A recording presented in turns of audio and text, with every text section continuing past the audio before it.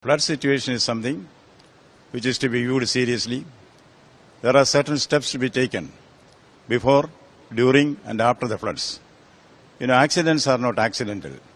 There is a human factor behind it.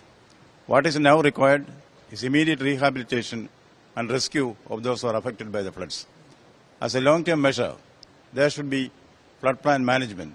Floodplain management is very important, and also watershed management.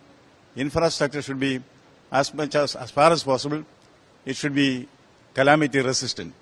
There are many long-term and short-term measures to be taken in managing floods.